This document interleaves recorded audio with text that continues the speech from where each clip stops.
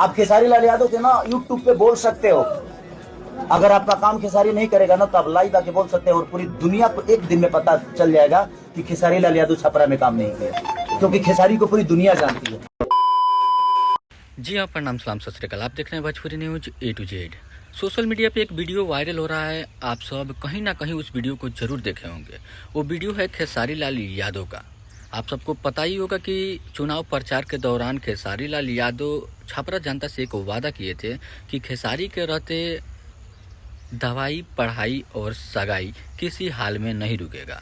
अब पब्लिक का कहना है और बीजेपी के कुछ समर्थक लोगों का कहना है कि खेसारी लाल जो वादा किए हैं उस वादा को अब पूरा करें।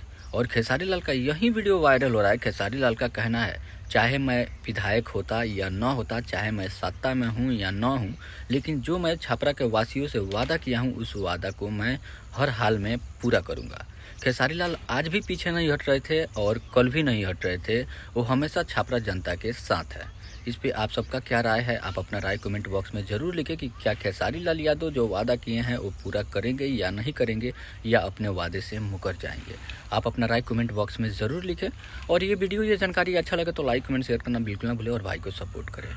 मिलते हैं अगले दिन अगले वीडियो में, तब तक के लिए जय हिंद, जय भारत।